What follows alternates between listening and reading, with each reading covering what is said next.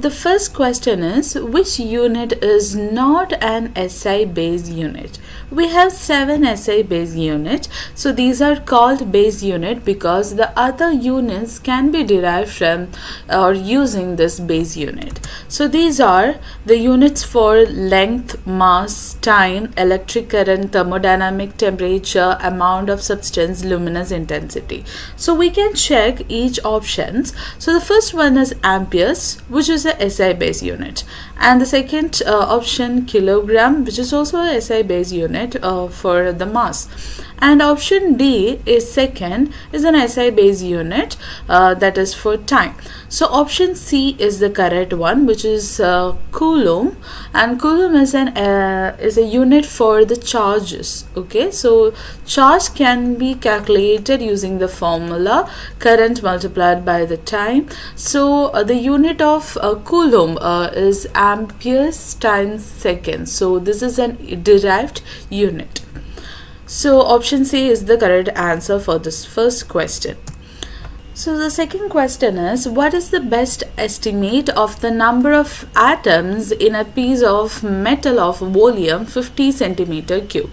So here you need to estimate number of atoms. The formula that you could use is this one. Number of atoms equal to volume of material divided by volume of a single atom. So the volume of material is already given as 50 centimeter cube, but you need to calculate the volume of a single atom. So volume of a single atom can be calculated using the formula for the volume of a sphere, that is 4 by 3 pi r cube. The radius of a single atom is approximately 10 to the power minus 10 meter. So using this value, just substitute in the formula, that is 4 by 3 pi times 10 to the power minus 10 whole cube. So you will be getting a value of 4.18 times 10 to the power minus 30 meter cube. Okay, and you could substitute in this formula, but the volume of material is given in centimeter cube. So you need to convert the centimeter cube into meter cube, and we know 1 centimeter is 10 to the power minus 2 meter. So in order to find out the 1 centimeter cube, you need to cube the right hand side too, like 10 to the power minus 2 meter whole cube, which is equal to 10 to the power minus 2 times 3 would be minus 6 meter cube.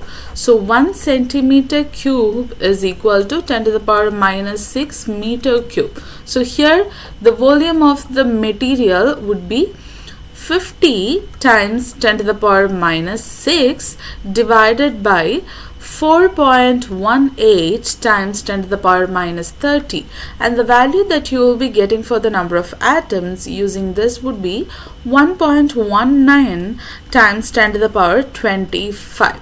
So these are the number of atoms, that is we just approximated the value and just find out which one is really close to this answer, and you will be getting the option B would be closer to this value. So the best estimate would be 5 times 10 to the power 25. Okay, so the next question is, a copper pipe has a true diameter of 42.03 millimeter. A builder measures the diameter of the pipe 5 times using digital calipers.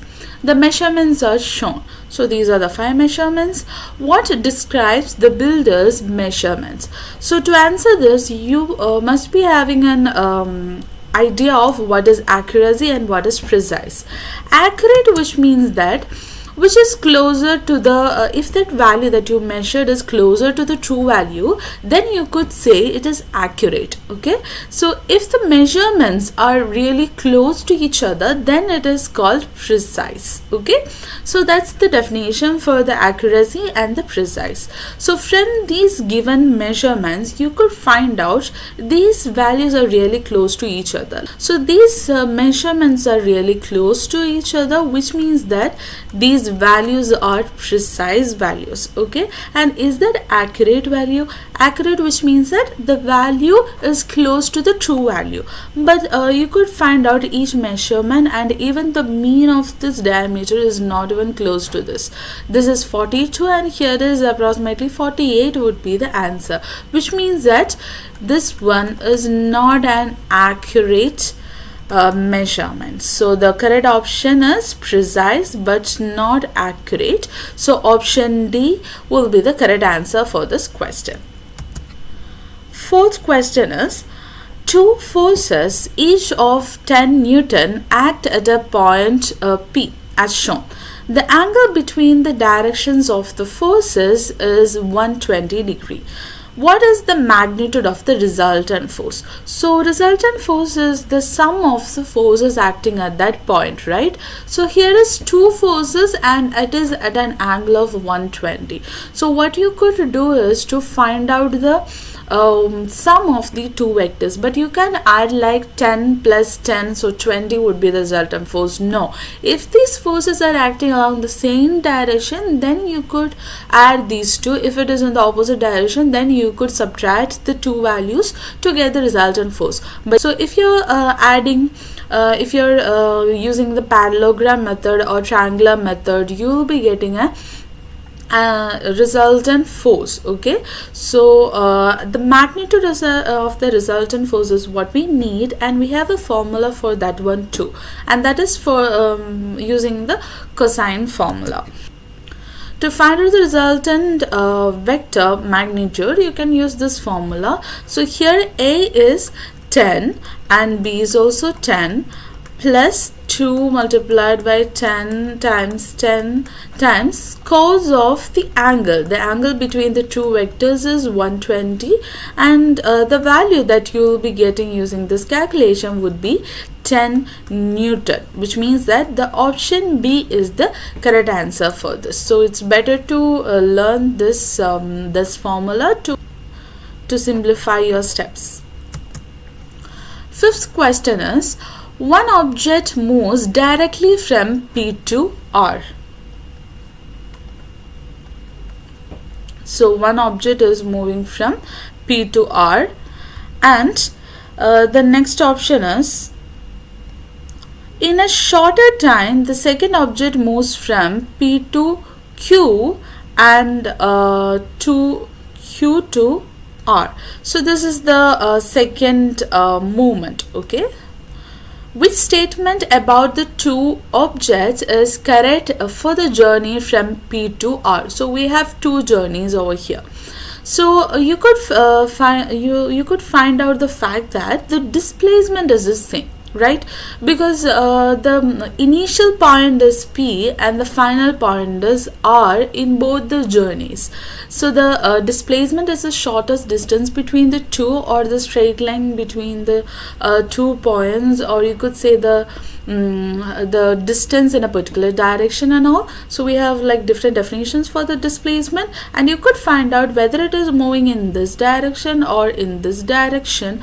The displacement, the shortest distance between the initial and the final position are the same, which means that both are having the same displacement. So if it is having the same displacement, the distance is also the same? No, the total length traveled is what we call the distance. The distance PR is much shorter than PQR. So the displacement is the same, but the distance is different, right? So what about the average speed? Since the distance moved is the different, so the average speed is also be different. Then the displacement, since the displacement is the same, is the velocity the same? No, because in a shorter time the second object moves from P to R, right? So the time is shorter, which means that the average velocity is also not the same. It will be different, right? So you can check each options now. They have the same speed, which is wrong. They have the same average velocity, wrong. They have the same displacement, yes. They have the same distance, wrong. So the correct option is option C.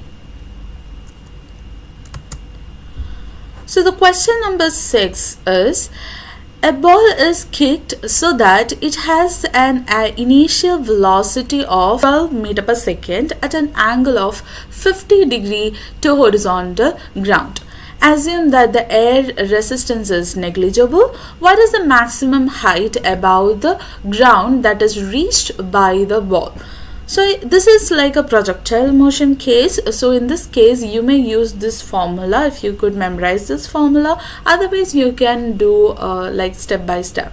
So here the data is given are the initial velocity, which is 12 meter per second, and the angle of projection is 50 degree. So the maximum height is what you need to find out. So you can use this formula, equation of motion, v square is equal to u square plus 2as. So you need to find out the height, right? So you can use the vertical motion. So in vertical motion, the vertical component of the initial velocity would be 12 times sine 50, okay, in this case. So at the maximum height the final velocity would be 0, the acceleration would be acting on this vertical direction, and that would be minus g, and you may change the s value, like the distance value, as the height, okay. So after substituting this you will be getting the v is equal to 0, and you can substitute as like this: 0 is equal to u square, like vertical component of u square, minus 2gh. So please rearrange this and you'll be getting 2gh is equal to uv square, which means that h is equal to uv square divided by 2g. So h is equal to uv square is 12 times sine 50 degree whole square divided by 2 multiplied by 9.81. Please do the calculation and find out which one is the correct option. And after doing this, you'll be getting the value as 4.3 meter, which means that for this question number 6, option C is the correct answer, 4.3 meter. Question number 7. A camera drone has a mass of 1.20 kg, hovers at a fixed point above the ground. So it's at a fixed point. The drone has 4 propellers. In a time of 1.00 second, each propeller pushes a mass of 0.400 kg of air vertically upwards. Assume that the air above the propeller is stationary. What is the speed of the air leaving each propeller? So you need to find out for each propeller. The one thing that you are really sure about this thing is that there will be a force acting downward, which is equal to the weight. The weight must be equal to the force acting on this air to maintain the propellers, as the air above the propellers is stationary, right? Which means that the weight must be equal to the force on air. Weight you could find out using the formula mg. Since the mass of the drone is given, it is easier. And the force you could find out, the force acting on this air is not due to one propeller but due to 4 propellers, which means that force multiplied by force by each propeller. So how to find out the force value? You can use the Newton's second law. Using the Newton's second law, it is the change in momentum divided by the change in time, right?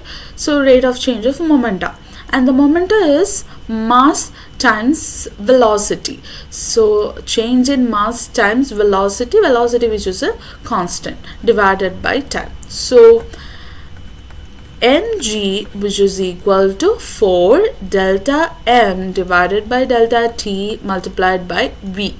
We have taken this v outside because v is a constant in this case, because it's moving, it's a stationary case. This hovers at a fixed point, okay. So the vertical displacement would be 0. There is no motion in the vertical displacement. So you can rearrange this formula, since you need to find out the velocity, I mean the speed. V is equal to ng divided by 4 delta m, and the numerator must be multiplied by delta t. So 1.20 times 9.81 divided by, you may multiply by 1 because the time taken here is 1 second, okay? 4 times the mass 0.400. So you will be getting a value of 7.36 in this case.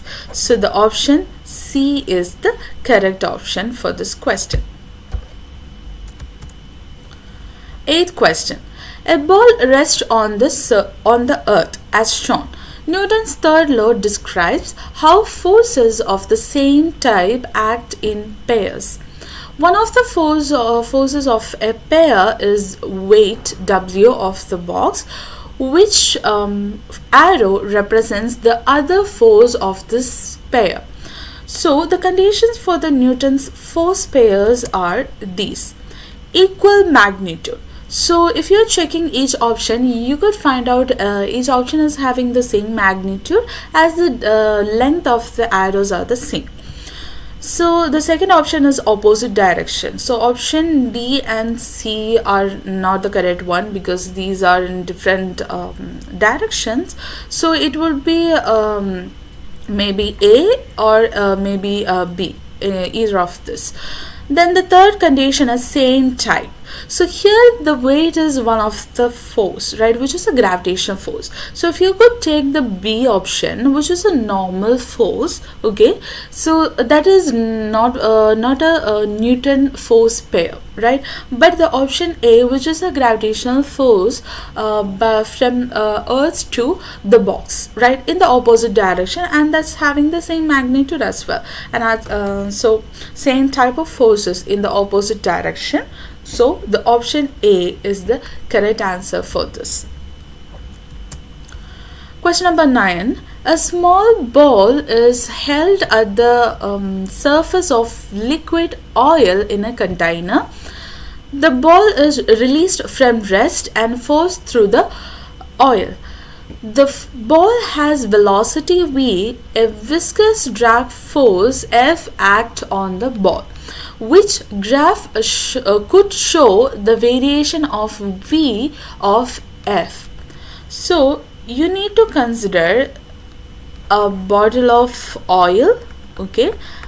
So in this bottle of oil, liquid oil, you are just placing a ball, which is a small ball, and there will be forces acting on it. There will be a weight always downward and the upstretch would be upwards, okay?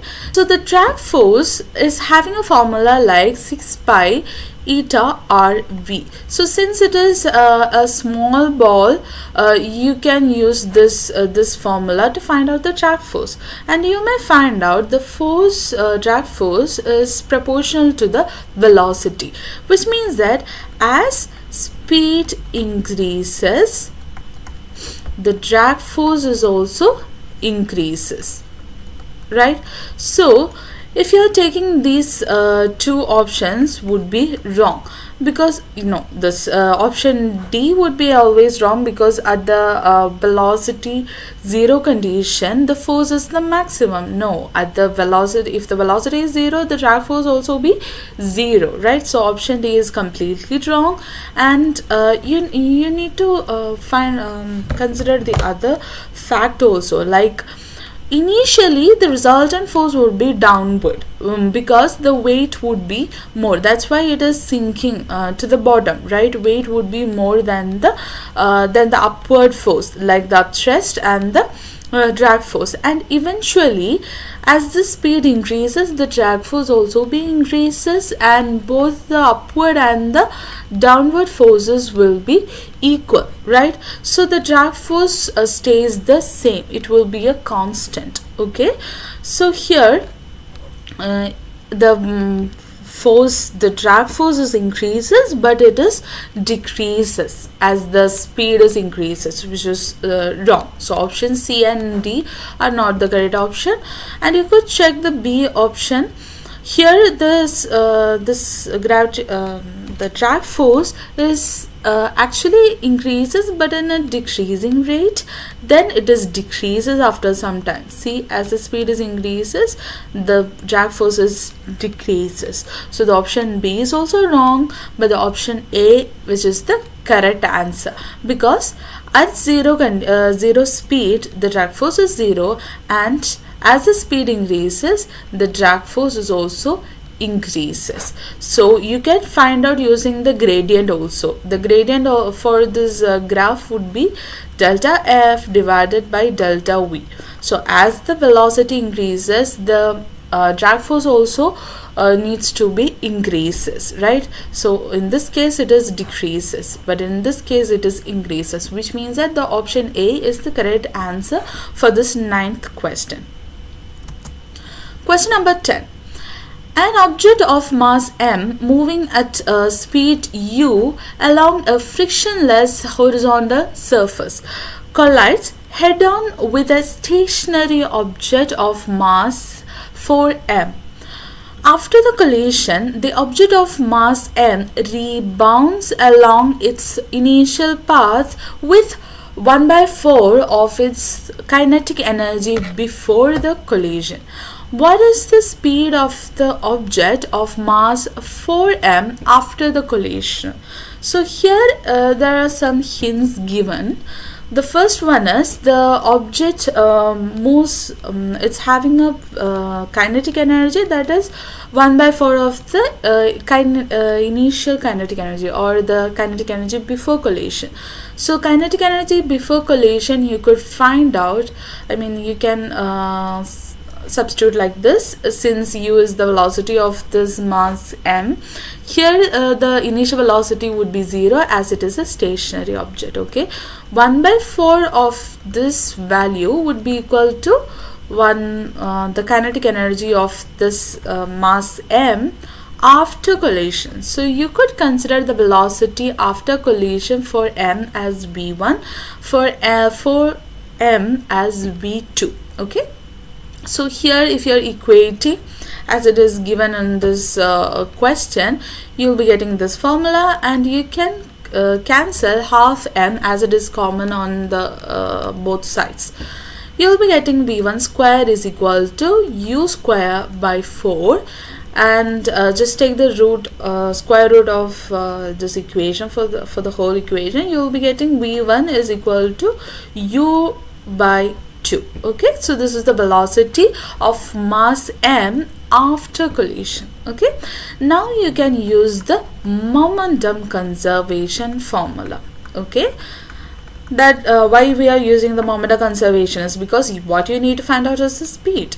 Okay, so by momentum conservation we know that the total momentum before collision is equal to total momentum after collision. Okay, so total momentum before collision would be mu.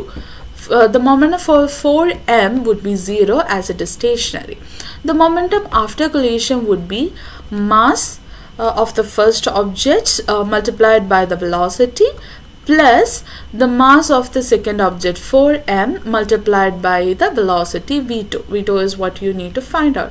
And the one thing you need to be really careful is that it's given it rebounds, which means that it is moving in the opposite direction of its initial motion. So here I'm just taking the motion from left to right as the positive and right to left as negative. So here in this formula you need to consider the sign of velocity also, as the velocity and the momentum both are the vector quantities.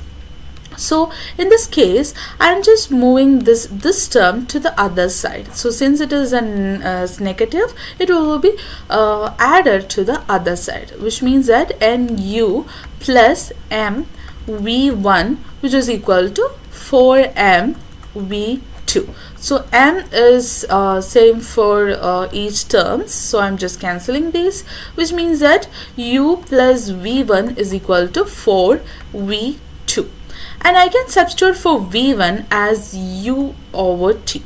So u plus u by 2, which is equal to 3u by 2, and that is equal to 4 v2. But what I need to find out is v2, right?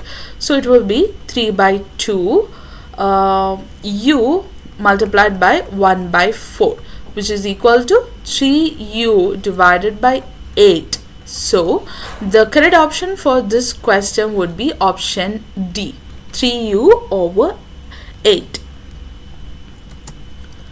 Question number 11. The driver of a car applies two parallel forces to a steering wheel as shown. Each force has a magnitude of 15 Newton and acts in the direction shown. The steering wheel has a diameter of 0.40 meter. What is the torque exerted on the steering wheel?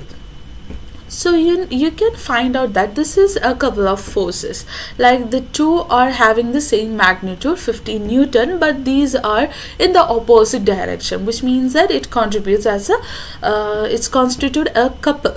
So the torque of a couple is having a formula as force multiplied by the perpendicular distance, right? Perpendicular distance between the two forces. But as these two forces is at a particular angle, like 65 degree from this horizontal axis, like this horizontal line, you cannot like directly multiply 15 times 0.40, right? You need to consider this angle also. So you can resolve this force into two components, the vertical and the horizontal component. The vertical component would be like this, and the the horizontal component would be in this direction, right? But you could find out that the vertical component is the only component of force which is contributing to the torque. The horizontal component, which is in this direction, is not contributing to the rotation, right? So here is also there is a vertical component, which component is contributing to the torque, right? So you need to consider the force which is contributing the rotation. So force which is the vertical component, right? So the vertical component would be sine theta. Since it is 15, the vertical component would be 15 multiplied by sine 65 degree. So multiplied by, now these are vertical component and the perpendicular distance between these two vertical component, you know, that is 0.40. So to find out the torque value, multiply 15 sine 65 and 0.40, and you will be getting a value as 5.4 Newton meter. So option D is the correct answer for this 11th question.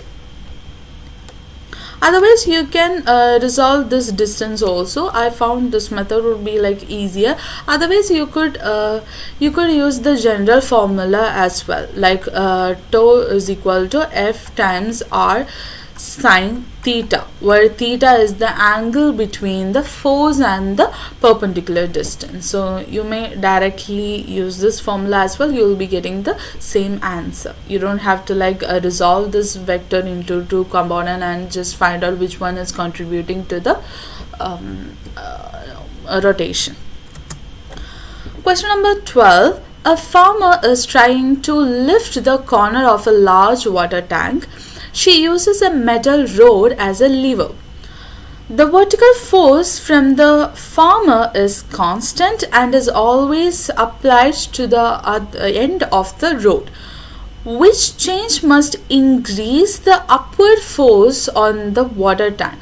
So what we know is, if you are exerting a force about a pivot, okay, at a particular distance about a pivot, the perpendicular distance between the force and the pivot, I'm just considering it as R.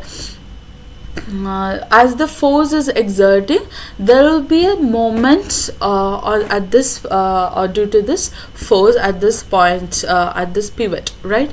So the moment of a force is depend upon the force, and the perpendicular distance, right? So the force from the farmer is a constant, and if you want to increase that moment of the force, the other option is to increase the perpendicular distance. Okay, so this here is also you need an upward force, right? So this perpendicular distance is also matters.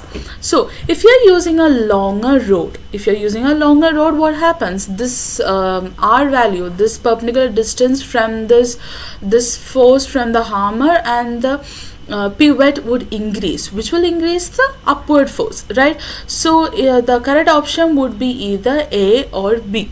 And the next point, moving the pivot closer to the tank, so this distance is shorter, so there will be a moment of a force due to this force from the farmer, and that is used to lift the water tank, right?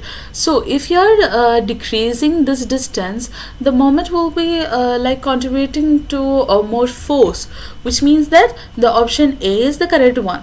The option B is moving the pivot further from the tank, which means that the moment of a force would be more for the perpendicular distance. This distance would be increases, so the force would be decreases. So the correct option is option A for this question. Question number 13. The diagram shows a ball of weight W hanging in equilibrium from a string. The string is at an angle theta to the vertical. The tension in the string is T. The ball is held away from the wall by a horizontal force P from a metal rod. Which relationship between the magnitude of T, P and W is correct one? So the first option is the resolving vectors. So we need to resolve this tension which is at an angle, right?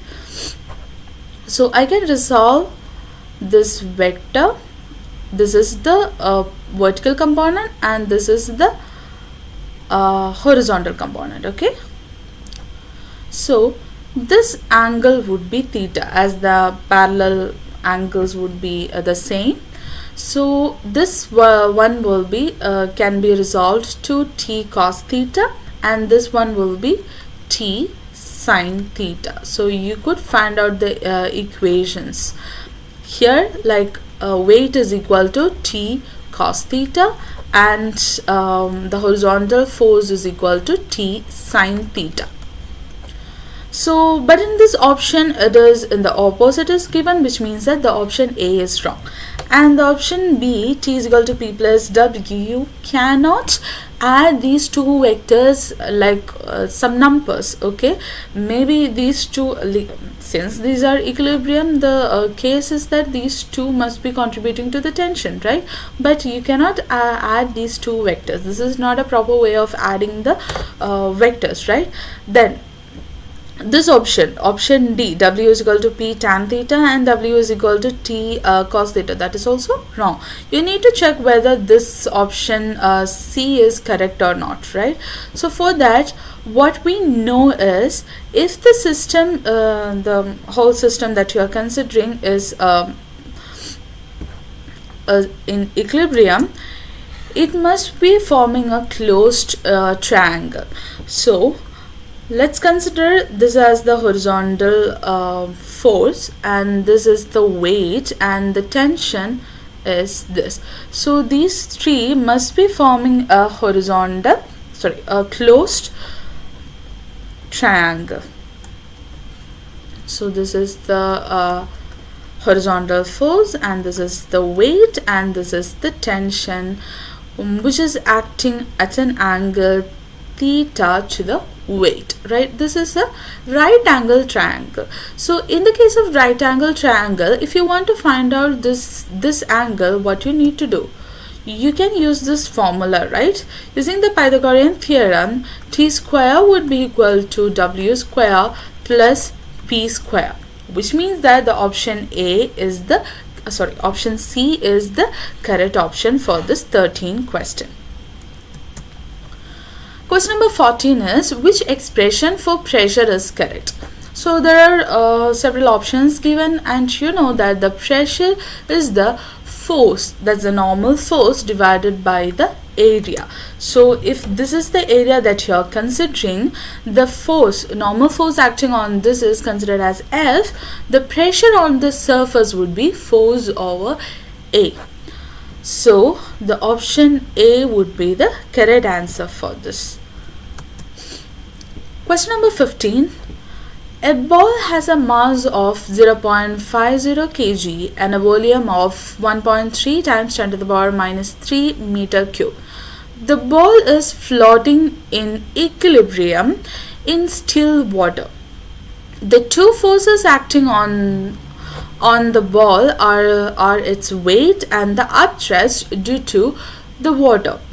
The density of this water is given as 1.0 times 10 to the power 3 kilogram per meter cube.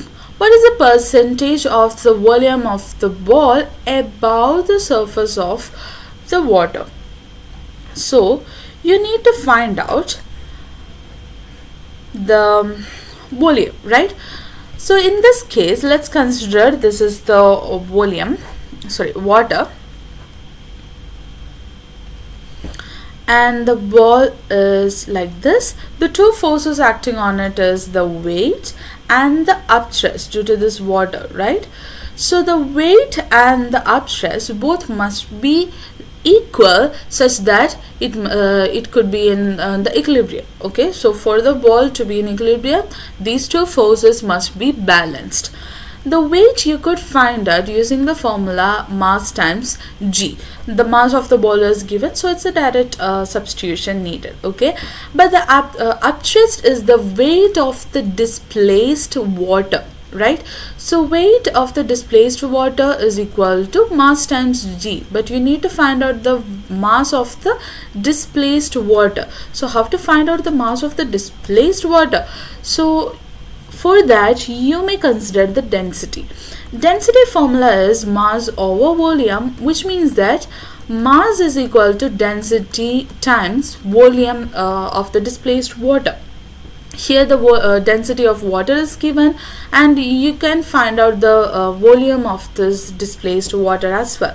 So the equation for the upthrust would be rho Vg. Okay, g and g will get cancelled, and you could find out the volume using the formula like m divided by rho. So m is the mass of the ball, right? So 0.50 kg divided by rho, which is 1.0 times 10 to the power 3. So if you are using this formula, the volume would be equal to 0.5 times 10 to the power minus 3 meter cube. Okay, so this is the volume of the displaced water, but you need to find out the percentage, right? So you can find out the displaced water ratio of the displaced water to this volume. How much is the percentage of this volume, right? So 0.5 multiplied by 10 to the power minus 3 divided by 1.3 times 10 to the power minus 3. So how much is the percentage of this total volume? 10 to the power minus 3 you can cancel out, and 0.5 divided by 1.3 is 38. So 0.38 which means that 38%, right? So 38% of this ball is immersed in this water, right? So this volume would be 38%. But what you need to find out, the volume of the ball above the surface, which means that this percentage is what you need to find out. So what you could do is that just subtract this 38 from 100. So 100 minus 38, which is equal to 62%.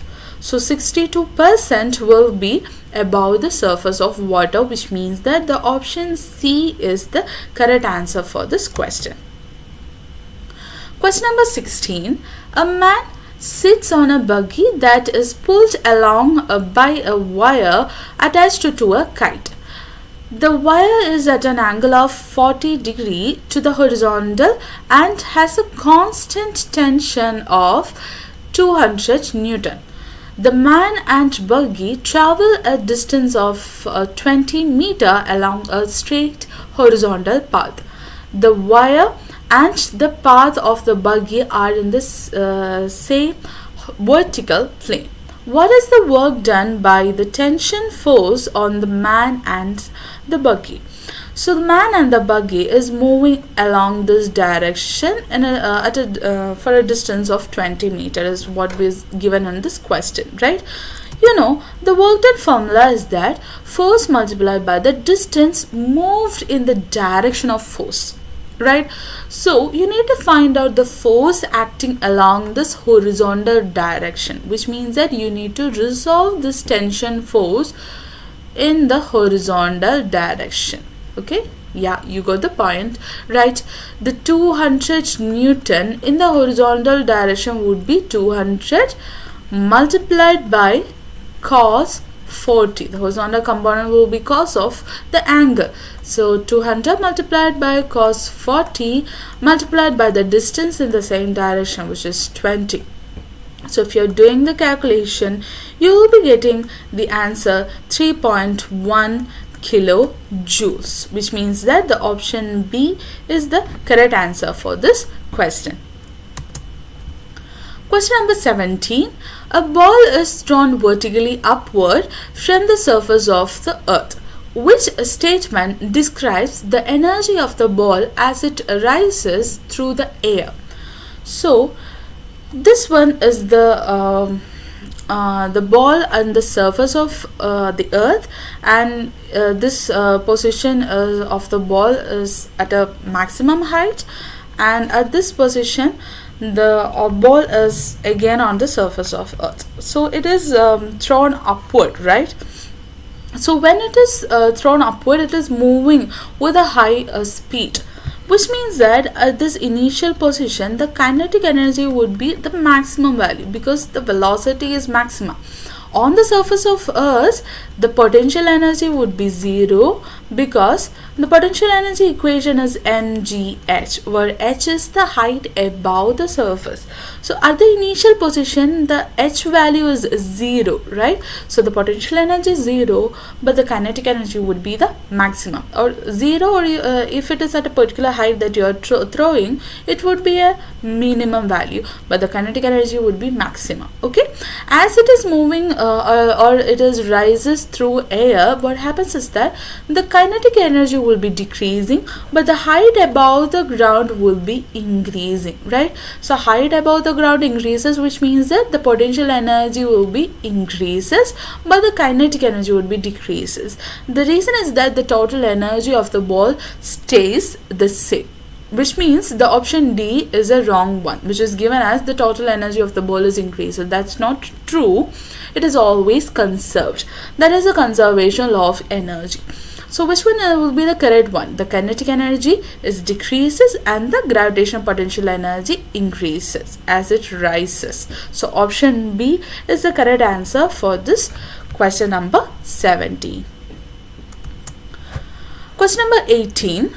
A lamp is suspended in equilibrium from a fixed support by 3 long identical wires. So just underline this identical wires. The weight of the lamp causes each wire to have an extension of 0.40 centimeter. The height edge of the lamp above this floor is measured. The middle wire suddenly breaks and the lamp falls a small distance as the extension of the remaining 2 wires increases. The wires obey Hooke's law, which is also important. When the lamp is in equilibrium, the height edge of the lamp above the floor is measured again. What is the difference between the 2 values of h? So let's consider the 3 wires. Okay, so these are the 3 identical wires. So why it is given as identical wires? The K value, the spring constant value would be the same.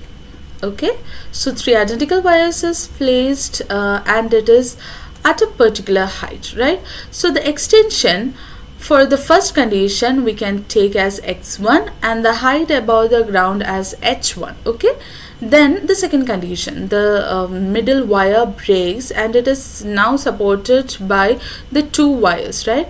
And it extends more, and the extension now we can consider it as x2 and it is at a particular height h2. So you need to find out the height difference h1 minus h2 minus h1, which is the same as x2 minus x1, right? So if you're finding x2 minus x1, it would be equal to h2 minus h1. So now our aim is to find out the x2 value, because x1 is already given in this question as 0.40 centimeter. So here, how to find out this x2 value? So you can use the Hooke's law, which is F is equal to kx. So for the first condition, for the x1 extension, F is equal to kx1 would be the formula. What is the F here? What is the force acting on this wires? The force would be the weight of the lamp itself, right? So the force is equal to kx1. But the thing is, since it is an equilibrium, this is just for one wire, but we have 3 wires in this condition. So W is equal to 3, kx1 would be the formula. And you can do the same for the second condition also. Here in the second condition also, the force will be the same weight, the same value, right? That is equal to 2kx2, since there is only 2 wires in this case. Okay, you can find out that in these 2 equations the left hand side is the same, so you can equate the right hand side, which means that 3kx1 is equal to 2kx2, and we know that the k value is the same, right? So k, which is a common factor, so you can cancel out and rearrange this formula. You will be getting x2 is equal to 3x1 divided by 2. The x1 value is already given as 0.4. So please take your calculator and calculate 3 by 2 multiplied by 0.4 and you will be getting 0.6 centimeter as the second extension. So x2 minus x1 would be 0.6 minus 0.4, which is equal to 0.2 centimeter. So out of these options, 0.2, the option A is the correct answer. Question number 19. The force extension graph for a spring is shown. So from this graph you could find out that it is obeying the Hooke's law. What represents the work done to extend the spring? So the general formula for the work done is the force multiplied by the distance in the direction of the force, right? So the force and the extension. So in the case, the distance would be the extension. So I can change this d as s, as it represents the extension, right? So here this formula is used only if the force is a constant.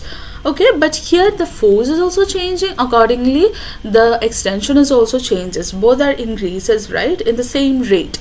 So what you can do is just change this constant force. Instead of that, you can use the average force. Since it is a straight line, you can find out the half of this value, which will give you the average force applied, right? Which means that the work done is half Fx in the case of spring. So which is the this is the formula for the work done to extend the spring, which means that this is the area under the graph. This is the area, which is a triangle, right? So this is contributing to the area of a triangle with the sides of force and the extension. So the option A would be the correct answer for this question. Question number 20. In an experiment, a student uses a microphone and a cathode ray oscilloscope (CRO) to analyze a sound wave. The diagram shows the trace on the screen of the CRO. So this is the diagram. The student is expecting a sinusoidal waveform to be shown on the screen. Which changes should the student make to the time base and y gain of the CRO so that the screen shows a continuous trace for one complete cycle of the waveform. So this is just a part of the sine wave. What you need is this kind of wave, right? So this is a typical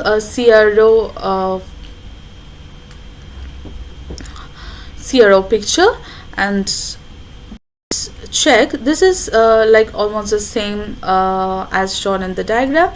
And as I'm changing the amplitude, right, the y gain, the full waveform is forming, and as I'm changing the time, right, time per division, the time base, then also the waveform is fully on this figure, right, which means that to have the complete cycle of waveform on this trace, you need to increase the time base and the y gain also, which means that the option D is the correct answer for this question. So in this video, we just discussed only the first 20 questions of this MCQ paper of May-June 2023 paper 1-1. So in the coming video, we can discuss the rest of the questions. Thank you.